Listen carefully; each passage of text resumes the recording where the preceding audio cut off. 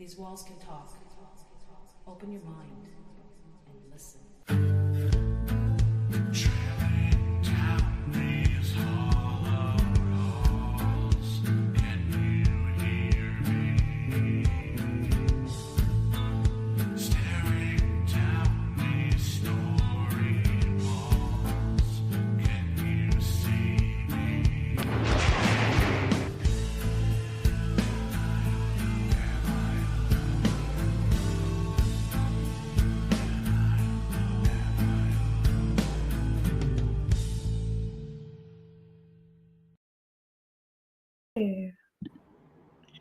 Hello, hello. Well, hey, Hey. a night that we're not really going to talk about chaps. Great. So, episode 50. We made it to episode 50. The 50, baby. How about that? You know, it's all great numbers to have. We're going to have a very special guest on tonight.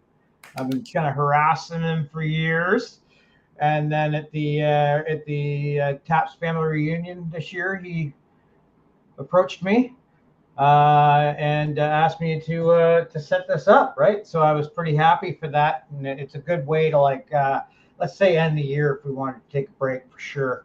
I'm pretty happy. So I'm going to preface a lot of what we're talking about with Jason Hawes, who will be our guest tonight, about the organization that he's with and himself.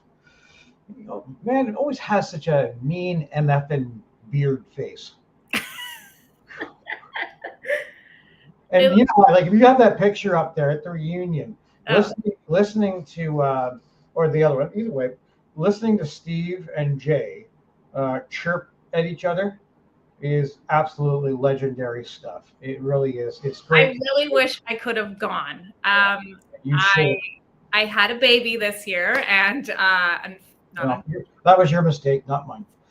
So, had to pick baby first, so I had to miss this year, which was really sad. But we're looking at making it a more regular thing, and I've already said that for sure we're going to always be there. Always. The last 17 years with the Taps family have been fantastic.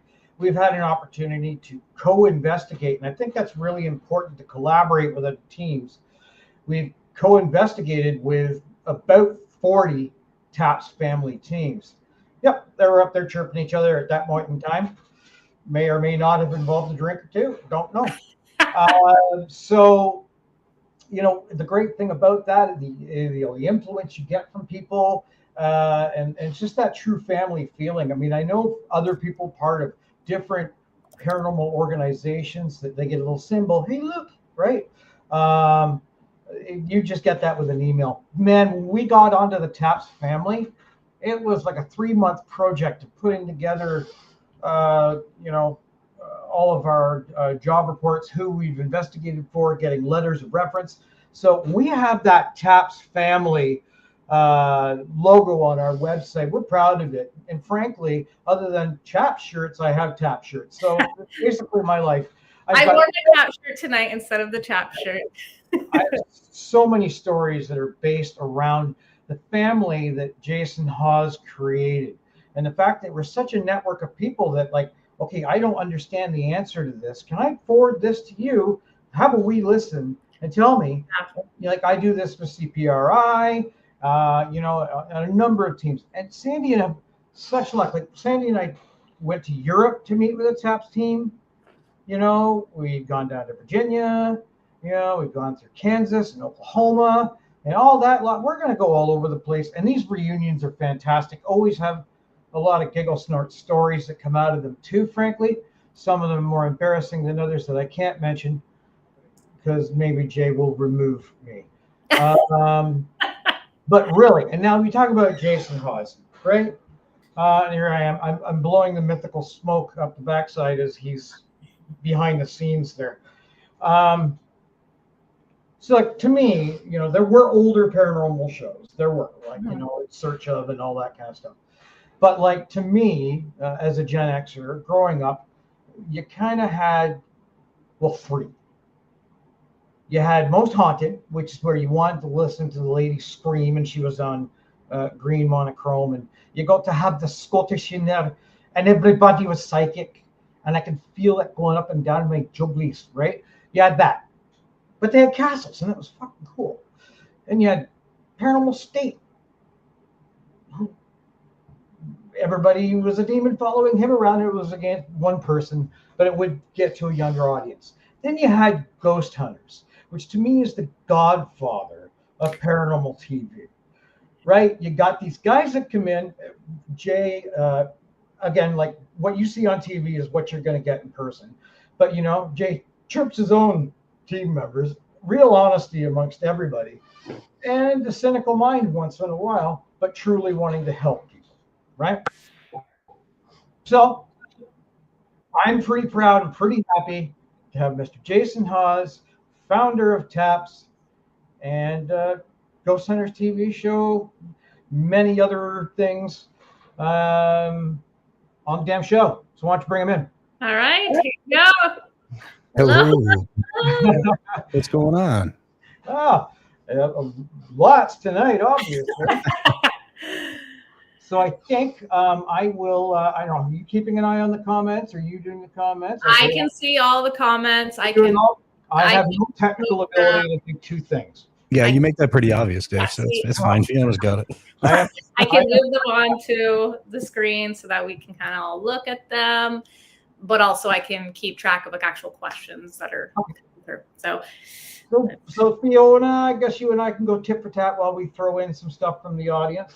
Yes. I'm going to start it off with a real easy banger. All right, it's kind of silly. I said I was going to try and bring in questions that don't always get asked. Well, this one is, you know what? To be fair, you probably are in the same boat. I don't watch paranormal TV because I'm either watching a show that is doing what I do already, in which case then I'm just watching a show, or I'm watching a show that I want to yell at because it's terrible, right? And, if I want to get podcast material, maybe I'll put on Paranormal Caught on Tape and I'll let some opinions go back and forth. I get angry writing down on pads of paper, and that's what I'm going to say on the next podcast. But when you want to relax, or if a show just flips on to TV, is there anyone that you do enjoy just watching for a lark? I don't watch paranormal TV just because I'm going to scrutinize it, because all the other shows are so different. You got to remember that they work for a production crew. We didn't. So we don't. The production crew works for us. So, I'm in charge of everything. So, I'm going to see, I tried to watch some in the past, and I hate it when they're like, all right, so we're going to walk in here, but you're not the first walking in because you have a camera guy who's filming you from inside the house. So someone went in there prior to you. So that's why, like, if you watch us, our camera guy is usually walking in behind us because I don't want somebody in the house prior. And, so that's a big reason why I don't watch it, because I'm going to scrutinize it. I'm going to scrutinize the stories. And I don't want to start a shitstorm online by saying things. And you know me, Dave, I say things. I say what I feel. I don't hide that. And what's up with that comment about my angry face? What, I got an angry face? You take a look at every single picture. Look at the ones right there. I do my smiling inside, Dave. Inside. Happy on the inside. I'm an emotional guy. You're coming over to help somebody with their ghosts, and they're going to think you're going to come in the house and beat the shit out of them with something. Well, hey, you know what? Maybe I take mean-looking pictures, but I'm a nice guy. Okay. So obviously you've been investigating for a long time. So longer than you've been born, yes. Yeah. Thank you. I'm so young. But if you can kind of recall any specific situation, what is like the most dangerous situation you've encountered, like that you can think of the top of your head? Well, I think first off, every case can be dangerous because you never know who's on the other side of that door. And we've had situations where we've been called to investigate places. We're investigating, and you come across squatters. You come across or the homeowner or business owner that is highly medicated, self-medicated, under-medicated, issues like that. So you always, the paranormal doesn't scare me. I mean, the living scare the hell out of me. Yeah, but honestly, I think we're kind of the same way with that. We're not really spooked by the investigation, rather than like the people we're working with. So Yeah, you got to fear the living, not the dead. I think that's a really good perspective on that. That's funny, Fiona. First off, I'm going to jump back and say about the TV show, as I was going to say at the end of that before you cut in with your question. I kind of like the Ghost Brothers. They make me laugh. But that's it. Jawan Marcus and Yeah, and Dayline, I mean, they're good people. They really are. they're good shits. They're funny and they play with each other. I don't watch it for any technical ability other than it's fun. But you're talking about dangerous, right? Like I can remember a friend of mine lost a bet. I said, you lose a bet, you have to come on an investigation with me. And we investigated a house that wasn't selling. And now you go in the house, it smelled like death. And we took the UV lights, and I guess the lady died. She died and vomited all over the side of her bed. Well, that vomit was still on the bed. So this is all kind of gross, right? We look out the window about an hour and a half later, and there's like 11 sets of eyes. They're surrounding the house, looking in the front windows. So you want to talk about, you're right, that it's nothing to do with the ghosts, man. What's outside? I have a neighborhood of people outside waiting for us to leave this place so that they can follow us somewhere. That's danger. Yeah. Yeah, and we've dealt with situations like that. Actually, I was with John Zaffis, and we got involved in a case that dealt with the occult, but it dealt with I'm sure you guys are familiar. There's, when it comes to the occult, there's some people that they call breeders, and breeders they can be young runaway girls who they give a roof over their head and well, they breed with them, and for keeping them out of the public's eye, for it's just disgusting, but you can assume what they do. And we got involved in cases like that. And I mean, we had people trying to run me and John's office off the road. And finally I pulled over. I said, John, we just can't keep running. So we got out, I grabbed a tire iron, the car ended up punching it past us. But you never know who you're dealing with, or because, and a lot of times, even if you're dealing with the renter or something like that, I mean, the owners know you're there, and what are they involved in? This is my question to yours, Fiona. It's your turn. Oh, it is mine. That's good. All right. Well, you're going to go first off. This is my technical writing for tonight. I'm not very organized when it comes to this kind of stuff. So what I want to say is that it's 1991. You got Rhode Island Paranormal Society going. Yeah.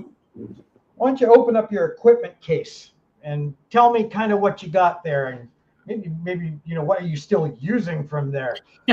Using from there, I mean, my gosh, I mean, we used to walk around with one of the old like Betamax camcorders. Remember the big ones?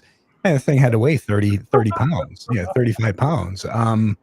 Yeah, I mean, back then it was more just trying to figure any kind of equipment that you could utilize to investigate. I mean, shortly after we started, of course, Sony started making some smaller cameras and stuff. But yeah, I mean, I don't think I have any equipment from back then except well, common sense. That's the piece of equipment that I still use. Yeah, I mean, that's something that's not used enough. I know for a while we tried to. We have a very, very basic, pragmatic kit. Yeah. Right? And, sometimes people look adoring towards that, especially when you go to Publix. I mean, we can pack up in like 10 minutes. but so we did actually buy, I don't know if you remembered, Fiona, we bought these big production cameras. Yeah. And we spent so much time getting the settings right on those damn things that I sold them, because it's like, we're not investigating. We're not feeling an investigation here. We're here, Sherry. So yeah, I get that completely. And something you just got to eventually get what works for you. And you know what, we have some stuff that we've had for over 20 years that it's viable to keep it. But I still stick with the fundamentals of video, audio, photo, and you're right. What you got to write down, your common sense. I saw Sherry D. Benedetti's comment. The first a piece of old equipment that I have, it would be Sherry right there. Yeah. A man at 54 is still a young stud. Well, I'm not 54 yet, but thanks. Oh well, I figure we're the same year. Okay, I'm at 53. Well, Jay's like, not yet. yeah, you know what? If I'm going to say something about Sandy, and then next thing you know, I'm going to get the shit horns. So how about you have the next I was question? lucky enough to be born at the very end of the year. So Me too. yeah, when? November 20th. That's not the very end of the year. December 27th. I mean, I got screwed every Christmas. That's- Every birthday, I got screwed. They're like, hey, it's a Christmas / birthday gift. No, it's I not. did that too, though, growing up. If I wanted a bigger gift, I'm like, okay, I'll combine it between birthday and gifts. You were spoiled. Shut up. Ask your question. Well, that's because I had split parents, so I got gifts on both sides. That's right. Yeah, play it. Play it to benefit yourself. Okay. I know, like you said, you have the control of your own kind of episode airing, and you're the big boss in the whole situation. But are there any episodes that you've decided not to air that like you just felt like it wasn't shouldn't be aired? There was one right off the top I can think of in the beginning. I think it was season 2, but we didn't air it because it would have aired the family's dirty laundry, and they were already dealing with some issues. And I just didn't feel that it would be beneficial to show that what was going on with the family. I mean, it was, so I pulled that. When we first started, we had an episode that was getting ready to air. They'd played the commercials, and I was contacted by somebody who said, the guy on that commercial sexually assaulted me. And I was like, what? So they sent me the proof. So we ended up removing that episode. So those are the only 2 I can think of. And I respect both those decisions. And you know what? Honestly, for them to reach out and tell me that was the best thing ever, because from there on, we made sure we did background checks on everybody that we investigated, especially on the show.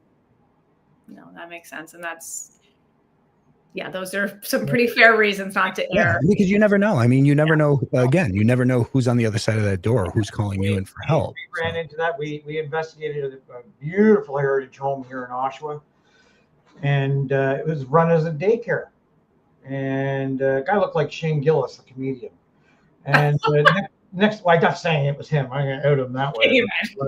But it turned out that this guy ran a daycare, but he was like, silly that way, like had a photo studio.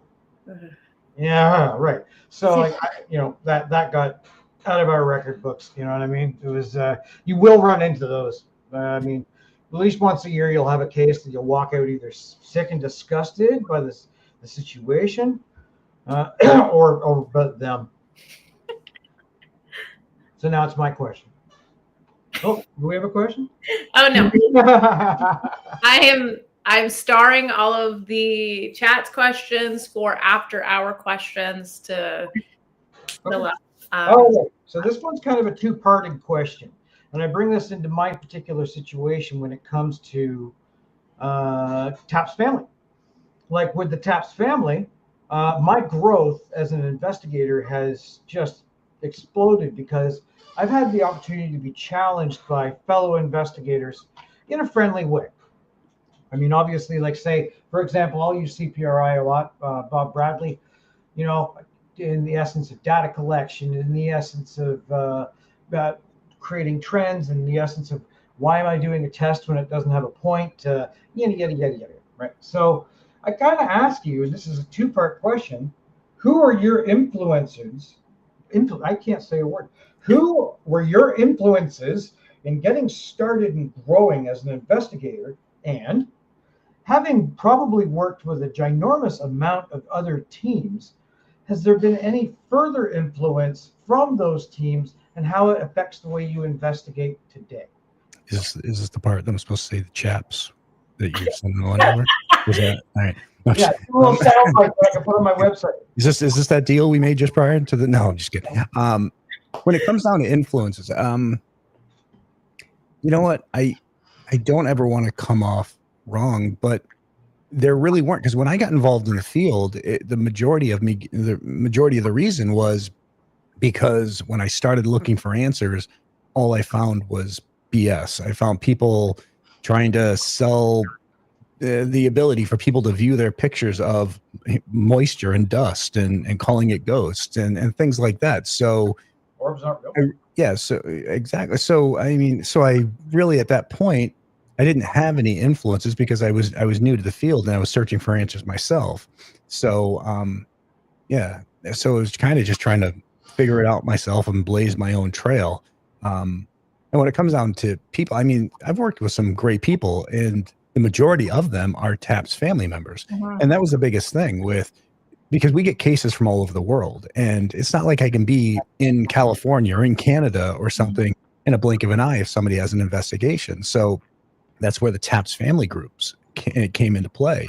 And TAPS family, a lot of people don't know about it, but a lot of people do. And you can check it out, everybody, at tapsfamily.com. But it's a network of groups that are their own entities, but they're part of a network of people who work hand in hand together, trying to help out as many as we can along the way. And again, that comes into the whole background check thing where, and you know, Dave, TAPS family runs background checks on all the TAPS family members. And they do that because how can I feel comfortable, or how can any of us feel comfortable sending somebody into somebody's home, you know, unless they have a clean background?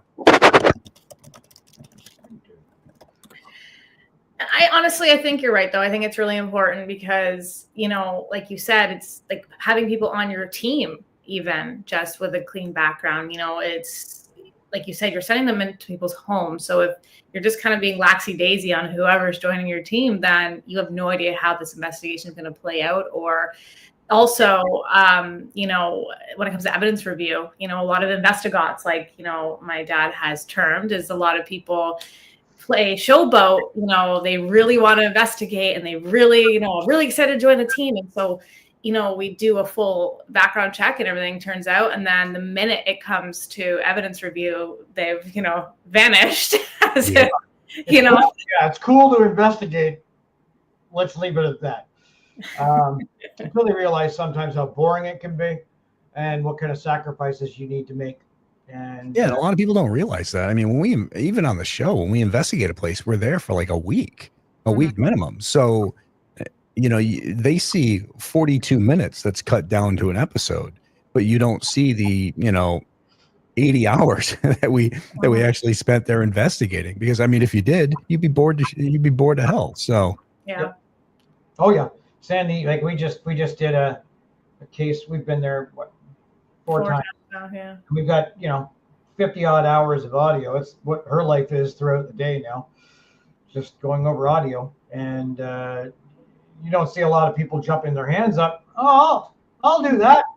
Let me help. You know? But you know how nice, I mean, think about way back then when we started and analyzing, and you got all the analog tapes and everything else, but now you can do it digital. And that, I mean, that saves, just a world of difference. I mean, being able to load it into Adobe Audition or whatever you're using and just breeze through it that way. Yeah, definitely technology is definitely helpful for doing. You have a question, Fiona, or is it now mine? No, we just finished talking about your question. She's really keeping you on point. Yeah. If I don't, he'll just gab the whole time. You should watch previous podcasts. I don't get to talk that much. Talk. I'm just poking fun.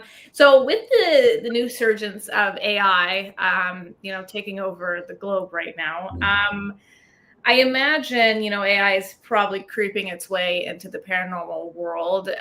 What is kind of your thoughts on that? Well, first off, it's creating a nightmare. I mean, because you're getting all these people who are using it for the wrong purposes.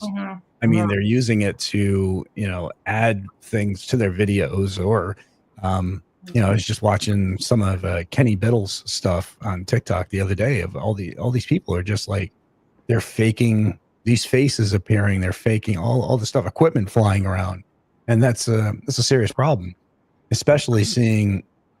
We need the ability to be able to run. I think we need the ability to be able to run video and see if there's been any AI used to enhance it.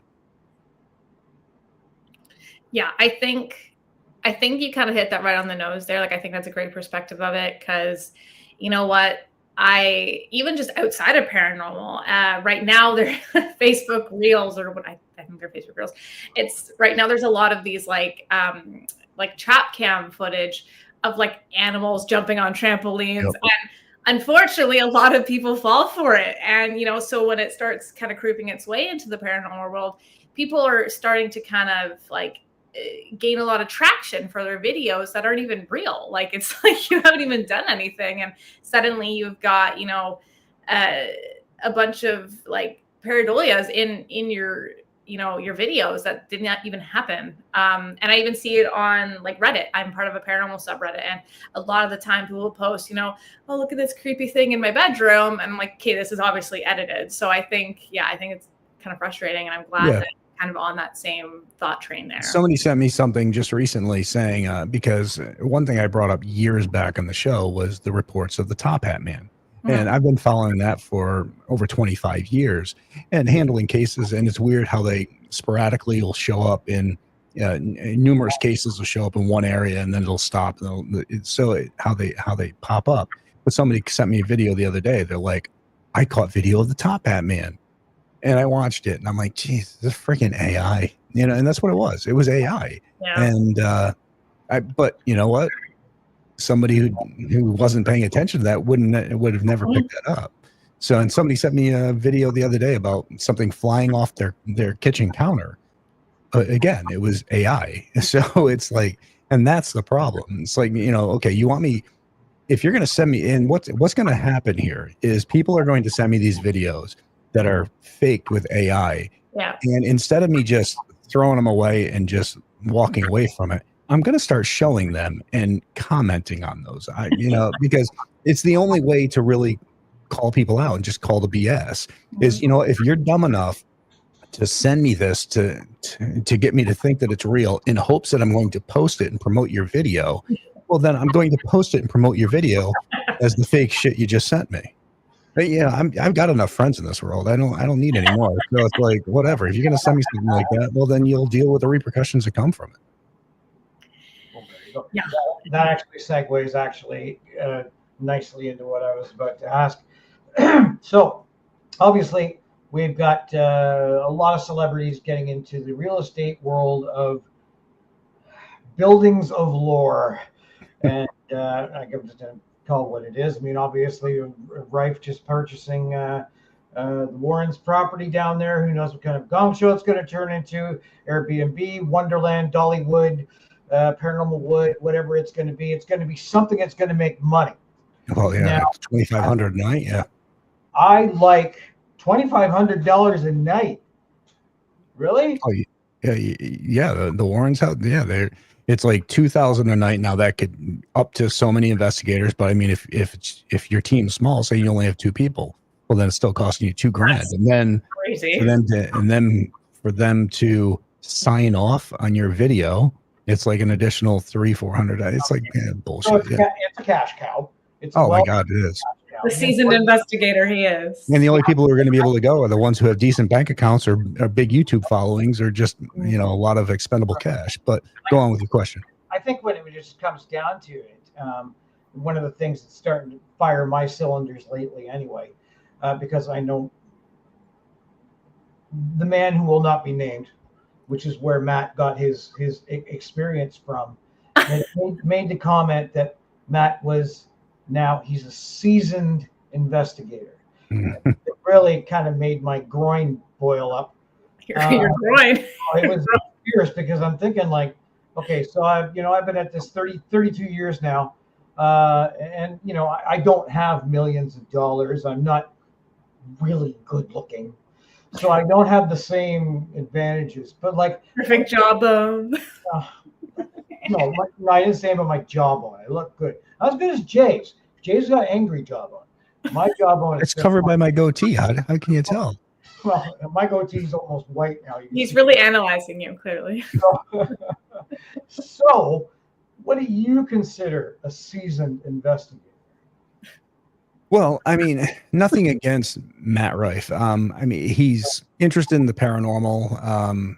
I think he probably got to start in the wrong path, but when it comes down to a seasoned investigator, I think it's somebody who's been involved in numerous investigations throughout years, because you're not going to go out for a year and know everything's going on. I mean, every case is so different. You got to understand that you're not just dealing with the paranormal, you're dealing with the psychological aspects of the people that you're going to investigate for.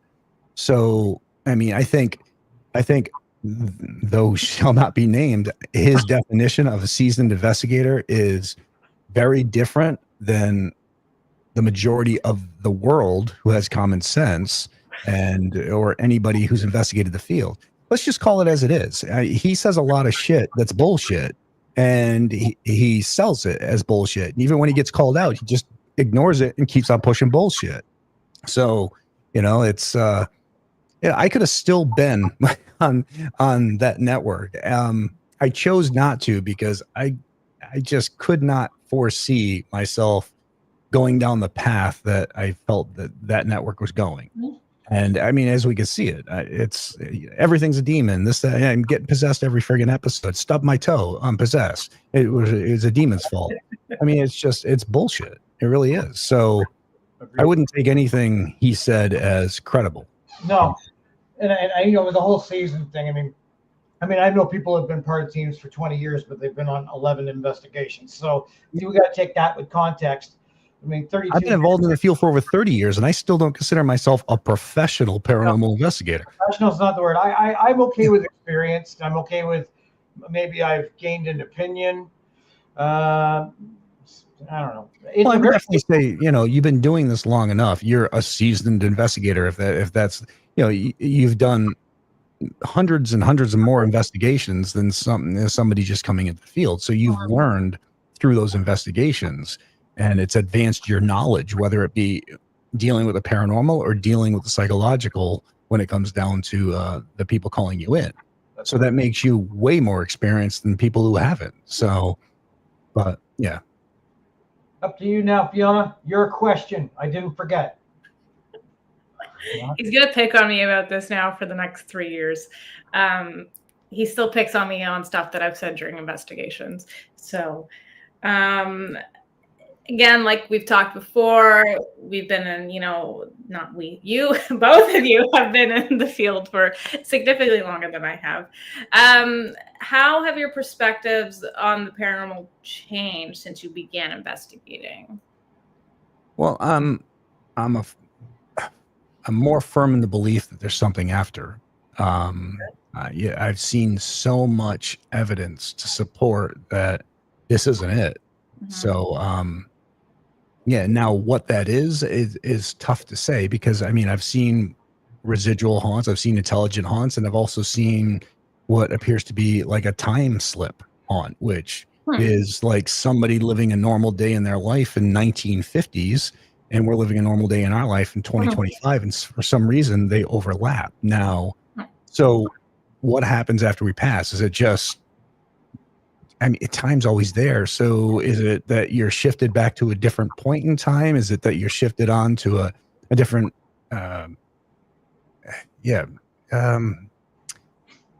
there's just so many different possibilities when it comes down to it. But I'm a firm believer that the paranormal exists, and I just think it just needs so much more understanding. Okay, I like that. All right. And Sherry makes a good point with her comment, and she usually doesn't make any good points. So she says anyone can run around a building, but to investigate is different. Years of experience is important, and we all are still learning. And she's 100% right. She is, and at least she wouldn't consider herself. She's been investigating for 25 plus years, so and she wouldn't consider herself a professional either.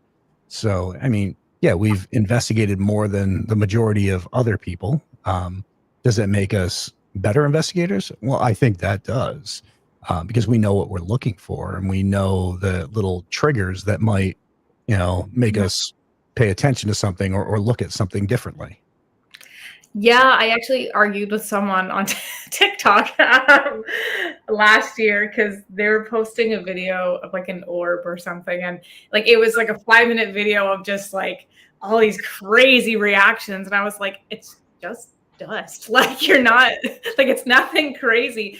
And, you know, she's like, I've been doing this a really long time, you know, and I'm like, okay, well, if you've been doing this a really long time, then we should know better than to advertise on your, you know, social media that you're about to catch Great Uncle Billy in an orb. Well, exactly. And you know, that was one of the things that drove me crazy. I had to post a video not too long ago for Monroe County Paranormal was doing a presentation, and you know, they were saying something about orbs and me pulling an episode, and none of that was correct. I mean, because you can go back to, you know, before the show and see where we were debunking orbs even before Ghost Hunters existed. Mhm. So we've always, you know, debunked orbs or explained what they were. And yeah, and that's the thing. I mean, I've been pushing that battle for, you know, 30 years of my life. It's like, hopefully eventually somebody gets it. Mine. So we've got a billion other fields of the paranormal, and for some reason we don't seem to do much meshing. You might get that opportunity differently, but is there any other divisions, fields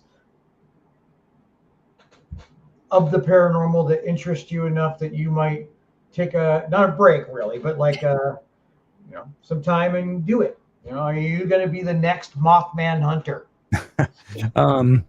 No, because I hate ticks, so I'm not gonna go. I mean, it's funny because as a kid growing up, I spent so much time in the woods and never thought anything of it. And then when I hit like 30, 35, I grew this fear of just ticks. I'm like, they creep me out. So I try to avoid spending time in the woods per se. So no, I'm not gonna be searching for Bigfoot. I'm not gonna be searching for Mothman and Jersey Devil. Dogman, and boy, it's interesting. It's so interesting, and I always wondered how. I would think with the advent of AI, really too, now that we can catch everything so perfectly, we still can't catch a worth shit clip of Sasquatch. Especially we're running thermal imaging, we're running everything. I mean, they have it mounted on the bottom of helicopters. You'd think that Bigfoot would have shown up, but now that's changed. Though. Now that's changed. Now it's not just Bigfoot, but now he's interdimensional. So he's supposedly it's like all right, or it feels like it. Yeah, or he's intergalactic. So it's like all right. So Bigfoot, who's taking a shit in the woods, is now able to open up parallel universes and jump. I mean, I'm confused. Like you'll do that. The okay, so that makes excellent point there. And also, although a point to that I would say is I've had Bigfoot, I've had big feet people. What the heck? I've had big feet people on my podcast. No problem. They'll talk for days and days and days. I was wondering where you were going with that. I mean, Rockman guy was supposed to come and he stiffed us and basically threw us the finger. Okay, fine. You looked like you were going to throw us the finger. The UFO people, the MUFON people, I couldn't get a person. I couldn't even get in contact. Nobody. I don't know if that's like if the UFO people are like that level just above us in that paranormal that they don't really associate with the cretins that do ghosts and the animals. But I got to talk to one of these people. But I still don't understand. Like I don't want to go like Oshawa. You know, I got an airport nearby. This and that. Ooh, am I going to go sit out there for 12 hours and wait for some oddball thing that we... in the sky. I don't know, and I think when it comes down to, I mean, UFOs, they've always intrigued me. But the fact of the matter is, we need to look at them very differently than the majority of people look at them. A majority of people are thinking that these things are going to be similar in size and similar in whatever. But you got to remember, if they're coming from a different planet, gravitational fields are going to be different, so they're going to be smaller or larger or whatever. All these factors come into play. So technically, we could have aliens here that are looking like they're orbs or you know, little pieces of dust. I mean, they could be all around us. We just can't see them because of how small they are. Yeah. Also, we could be a speck of dust under the nail of a giant. For all we know, our universe could be so small in comparison. So. There's just so many factors that come into play when it comes down to it. But I mean, there's some weird stuff that has happened in the sky that, you know, they've been catching recently, and stuff's always interested me. I think we've got a large paradigm as to exactly what we're supposed to expect to see, and that's the problem.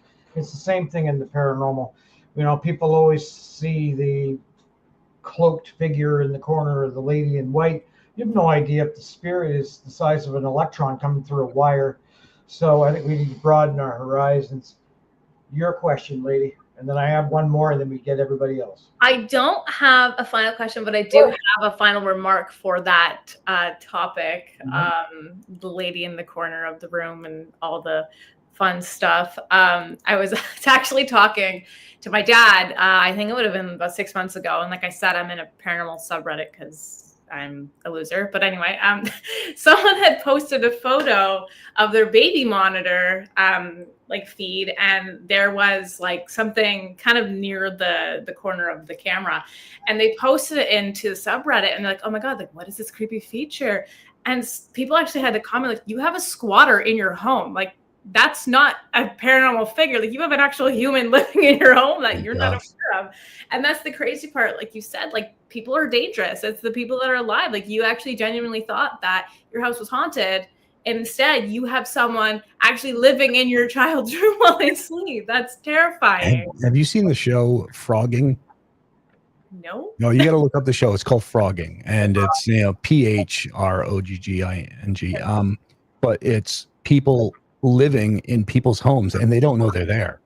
And you can look it up. They had a whole season or two of it, and I remember watching it when I was on the road, and it was creepy as hell because like people are living in people's attics, and when the people go to work, they come down, they make food, they do whatever, then go back up. And this is not like, you know, urban legends or anything like that. This is true. This really happened, and to the point where they made a TV show about it. And you know, like one person thought their house was haunted. Well, turns out it was a guy who came down. He tried to hit the family with a friggin' a little axe and stuff. They got him out. He took off. He ended up ending the life of other individuals later on. But the fact of the matter is that it's terrifying because frogging is a truth. Steve from my show had a frogger in his house. The guy had moved into Steve's basement.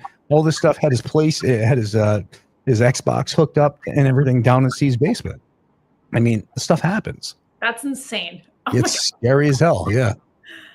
Oh, I don't like that. No, but look it up. You want to? It's a show that'll give you nightmares. So, but it's called Frogging. So I have one last question, and then I'm going to start off with somebody had messaged me a question from weeks ago before this lineup started. Okay, so I want to make sure we get that, and she's also a former client of ours too, right? Okay. Years ago. So this has become somewhat of a popular topic here, whether this you go by like my spiritualist background, when we call this psychometry, but when we talk about the popularity of attachment syndrome, how much do you prescribe to that? You know, the whole haunted items thing, the validity behind it. I don't know how much weight you put into that. Well, so when it comes down to objects, I believe that some objects can hold energy from traumatic experiences, just like a tape player recording, and it plays itself over and over again for whatever reason. I don't believe in the haunted doll aspect. I mean, and these people who are scared of dolls, it's a doll. I mean, you feed it to your dog, break it in half, throw it away, whatever. But I'm a firm believer that there are objects out there that for whatever reason are able to hold some sort of energy from a traumatic experience. Okay. That was easy, wasn't it? But you gotta hate it when they don't have that long answer. It's just like this. So Bonnie Shara from years ago, a client of mine had asked, in regards to, on the show, when you're on the show years and years and years ago, and you were like, if you ever need us to come back, we'll come back. Did you ever really end up going back to people's residences to help them yet further? Yes, we did. And also, and Dave, you'd know this, also, when we leave, we usually connect them with whatever TAP's family group is within their area. So the investigations can continue, because when we go and investigate, especially on the show, it's more of like a preliminary investigation. Yeah, we might be there for a week, but it's the start of the investigation. And that doesn't mean it's the end. So, and that's where the Taps family comes into play and things like that. So yeah, so we're always there for them, and they're even on my Facebook page, you can still see there's tons of people that we've investigated to that we still talk all the time with. Well, that's excellent. I remember that about the show. Now I'm gonna have to go rewatch all the old episodes, bring them out, and have a marathon weekend. And when you're seeing like the local teams that you used to bring around and all that was perfect. Had such a real noble heart to the beginning of the show. You have all the viewers' questions now. Yes. Yeah, and we also used to, just real quick, and when I did Ghost Nation, because I refused to do the reboot without the team, Ghost Nation, we kind of showcased Taps family teams, so we were working hand in hand with them. So, so go on. But I also really admire that, making sure that they have that connection, because completely not paranormal related, but like in the mental health field, which I work in, when we are, discharging a client from our services, we make sure that they have local connections. If someone is traveling a little bit further than they need to, we set them up with that, discharge plan. So in theory, it's kind of like the same thing there, is that you don't want to leave them hanging, and like, we don't want to travel 4.5 hours for, investigation after, if we have someone that's closer. And we do that regularly. If they email us, we had someone, I think in closer to like the Toronto area, and we're like, okay, can we refer you out, or do you like specifically want us? Yeah, So, and that's important, because you're not just there to film an episode, you're there to truly help the people. And that's where the whole Taps family and the extension of Taps all comes into play. Yeah, absolutely. So we also just have some random, like, regular comments coming through. I showed them a little bit earlier. So our first comment or question is from Christine. She wants to know what you like most about your investigation. Well, if it's a residential home, I think what I like most is connecting with the clients calling us in, getting to try to understand their perception or how they perceive what's going on in the home. So, and I still, to this day, I mean, I've got investigations that we investigated 20 years ago, and they had little children in the house, and now I'm seeing their children with the families of their own and stuff, and just that personal connection, I think, is my favorite thing when it comes down to it. As for regular investigations, I love getting in there and just figuring out what is truly going on, whether it's paranormal or not. Just figuring it out, coming up with answers. Yeah, I think we're kind of the same thing on our boat here. I just like finding out, we've been to the one place 4 times. I didn't go the 4th time, but every time we've gone, like, my dad has been so dead set on figuring out what is making, the boot clicking in, the back alley, or, what is making the cat balls go up upstairs. We always want that repeat. So I agree. And that's the best. I mean, is looking for that answer. Too many people out there would be like, oh, well, we caught this clicking. Well, did you go check it out? No, we caught it. Well, yeah, but did you check out what it was? No, exactly. Okay. I don't want to butcher that. You know more French than me, Dad. So if you can read their team name. Now I gotta be able to read. Is that live? No, this is from earlier. Hold on. And I saw there was a French team there. I'm not gonna pronounce it right. Okay. Well, love that show. Okay. Thank you. Oudoué Paranormal et Chassé de Fantôme. Okay, there we go. Love the show. Karen said, we miss GhostHunters so much. Is there any chance it might return to TV, please? You know what? I don't know. We'll see. Right now, there's so much instability when it comes down to the TV industry, and they're doing the streaming thing, and that was one of the things. So when I agreed to do a show with Discovery Channel, Travel Channel, I got into a heated blowout with the president, because I got a call one day and they said, hey, we got some wonderful news. And I said, what's that? They said, you're going to be exclusive to Discovery Plus. And I said, that's not wonderful news. And I was getting ready to do interviews. I said, that's not wonderful news. I think it's stupid and I hate it. And they're like, well, wait a minute, you guys are going to be exclusive. It's a big deal. I said, no. I said, it sucks. I said, if I wanted to sign on to a streaming platform, I would have signed with Netflix when they asked me to. I said, I don't want people to have to pay extra to watch my show. And then the president called me like 10 minutes after that. He's like, "You good?" I'm like, "No, I think it sucks. And honestly, if that's your plans, then I'm done. This is the last season." And that's why, if people remember, when Ghost Nation at one point was like on Discovery Plus only, and then it came off at Discovery Plus. Well, it's because I told them I was quitting, and so they pulled it back off and put it back on regular TV. And that's the big reason why I haven't agreed to do any television shows right now, because I'm not here to nickel and dime people. And the fact of the matter is, it's like a streaming service. They kick off, they're $6.99, and then 6 months later they're $15.99 and $24.99, and it keeps on going. And you know what?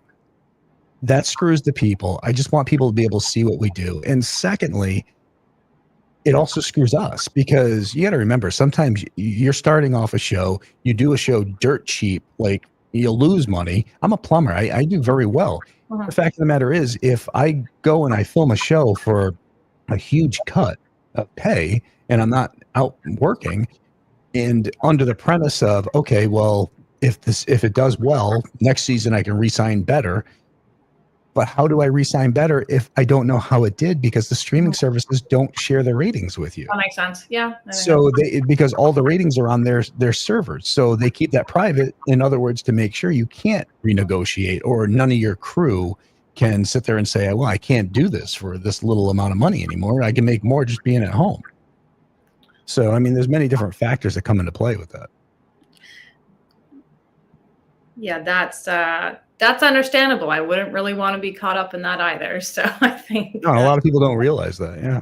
Yeah. Spirit Chasers Paranormal Society says, remember the old Frank spirit boxes? Do you have one of those? I do. I do remember those, and I do have one of those. Yeah, it's sitting on a table in my office. Nice. Okay, we got just some regular chit chat. Spirit Chaser said that using a cane with lights that work on proximity would be funny. That was under Sherry's comment. Yeah, real nice. Karen is asking, does John no longer investigate? John who? Referring to John on our team? John. Or maybe she's referring to John from on the YouTube thing that I'm doing. John still investigates, so he's just, if that's the John you're referring to, he's a fireman / medic. So I mean, sometimes he just can't get away, but yeah, he'll be on some upcoming ones. All right, well, that clears that up. Drake Dragon says, hey, from YouTube. Wilt Fong says, this is so badass. Jason, you've been my I was like, maybe that was, I'm just going to throw a memory at Jason. Maybe that was the dragon guy from the Lake Osage reunion. You know, the one the tail that lit up to the music. Yeah, that was. You stop talking about that. Yeah. Okay, my favorite hunter since ghost hunting shows really took off. I appreciate your approach to every investigation. It's to debunk until it can't be. Thank you. And it's all about keeping it real, just being honest. I mean, that's it. We got just some highs. Johan says lots of clickbait from non-trusted investigators for sure. It's true. Yep. Christine says, you are influenced that make good investigation and not full of fake info. We double check everything we find. So that was when we were talking about background checking. Spirit Chasers Paranormal says, have you considered doing live investigations? We'd just love to do those when evidence can't be denied. We are working on doing some live investigations. We'll probably be doing those on my YouTube page or one of our YouTube pages. Yeah. I mean, we have the ability to do it. We just want to make sure it's the right location. Yeah, we've run into this as well. We were talking about how we weren't really like super big on them, and then we were at an investigation that was running live, and then people were upset because we said that we weren't really big on it. So we've just been kind of not sure, just because of the type of investigating we do. Like, yeah. So, but yeah, I think it'd be cool. Chris says, Jason and the original Taps crew have done a number of live investigations. My personal favorite was the Halloween live hunt at Waverly Hills with Josh Gates. Yeah, we had a great time there. And Tina and them over there, they're just phenomenal. Looks fun. Okay. Chris says, again, I've had enough experiences to know I would be a terrible investigator. LOL. I don't think I could for 1 second go in some of the places ghost hunters go. That's like my husband. He is a little chicken. He's been on 1 investigation with us.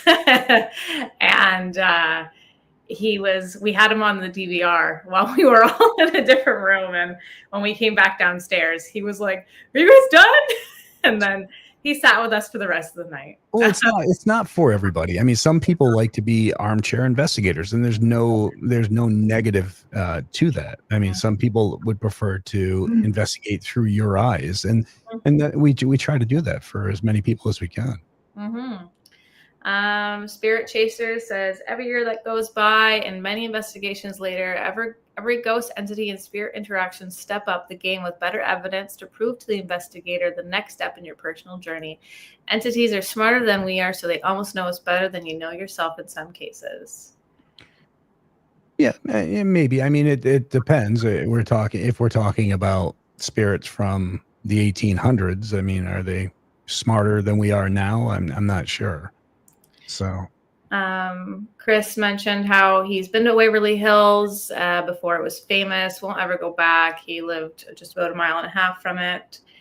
I've actually seen a lot of people talking about Waverly Hills and how they've all just been randomly going to it. So yeah, I mean, cool.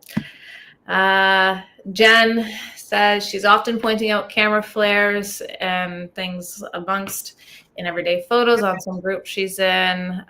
She has to convince them that they're not angels. or the people who take pictures and always get their camera strap in the view up close. And yeah.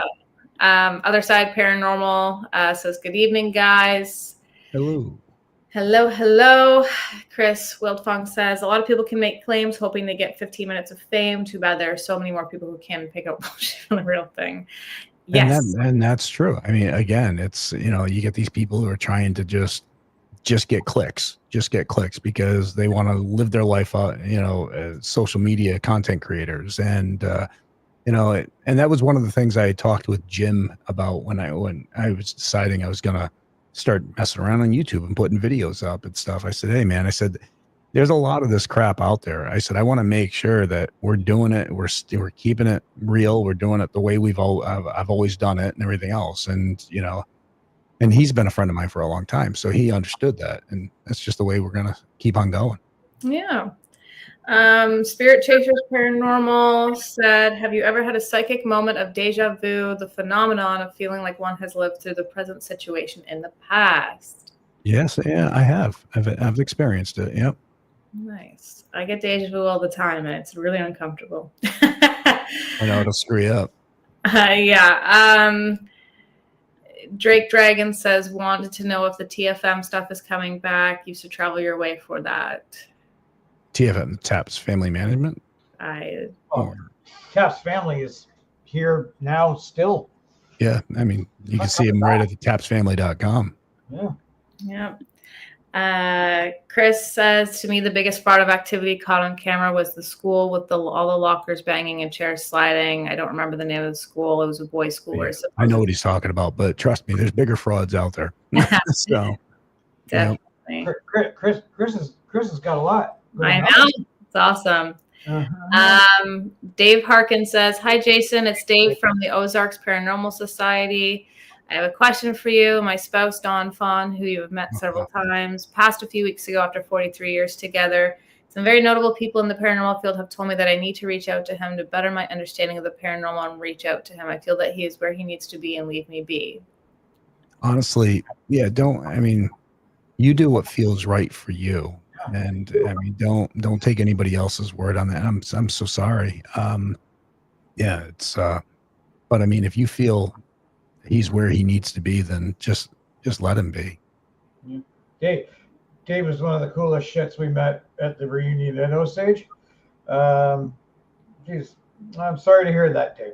Yeah, I agree with Jason on that, man. Like if the sleeping dog should lie, and that's what gives you the clearance to move on, follow your own advice. Stacy Barkley says Jason needs to come back to Kingston. assume I mean Canada. Yeah. I guess so. Cool Well, place. I'm only an hour and a half away, so I could Oh, go. nice. Yeah. Actually, I might. Yeah, I was talking about heading up that way. Good friends of mine live on a reservation that is not too far from there. Yeah, So Titanega. yeah, I can't. Yes, I can't totally say, but yeah. So, Yeah. but That's yeah, the closest one. So yes. So so they wanted me to check out some stuff on the reservation with them, which is another big thing that means everything to me. That we have such great relationships with so many in the nation when it comes down to Native Americans, and we've gained access to the Cherokee reservation as well as numerous others, and it's all because of the respect that we show and the way we handle our investigations. And so, I mean, just checking those places out is phenomenal. Sandy was clarifying that the John that was potentially being referred to was John Saffis. Yeah, I mean, John's always welcome, and John Zaff is always welcome to get out and investigate with me. I love John. He's just a great friend. He's been there forever. Brandy says she couldn't go to some of those places either, and I don't blame you. Gina says Waverly Hills is on their bucket list.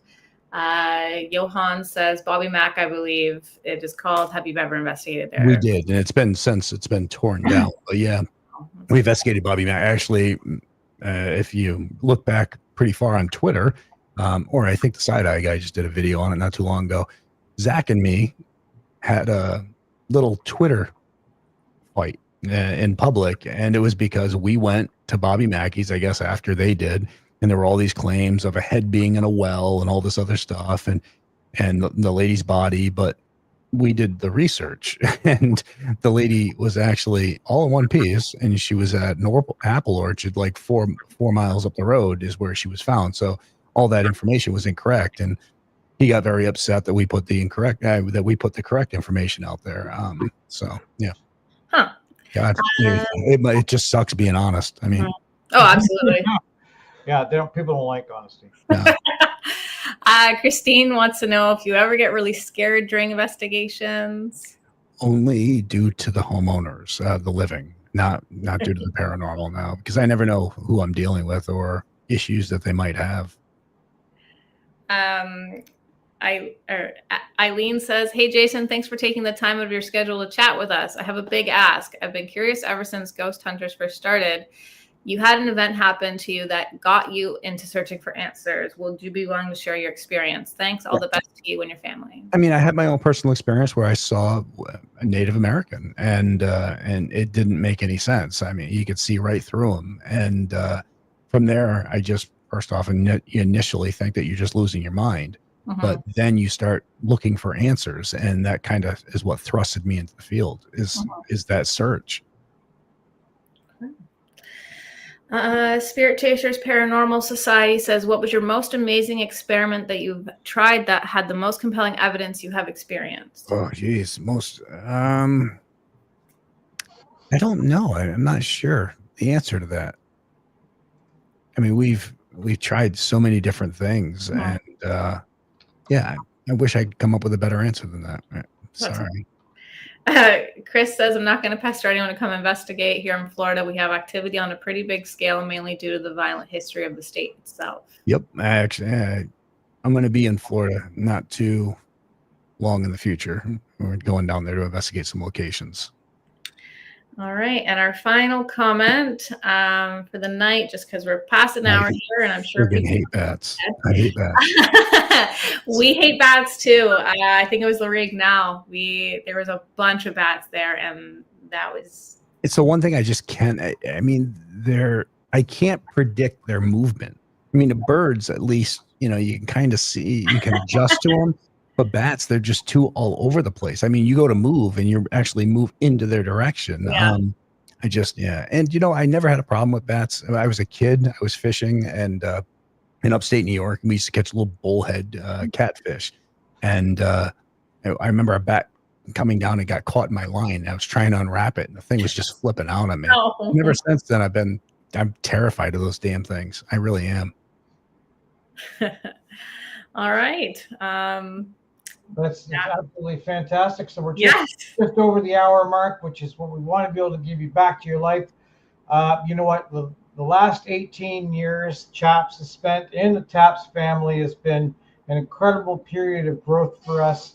And honestly, like the closest people, like I know that like I got sick a couple of years ago and I was on disability, and people from the Taps family were raising money for me. Yep. You know what I mean? Why? It's just, it's Because really, we're a family. Because we're a family, man, and that's what it's about. It's it just and that's what the whole basis of it's built on.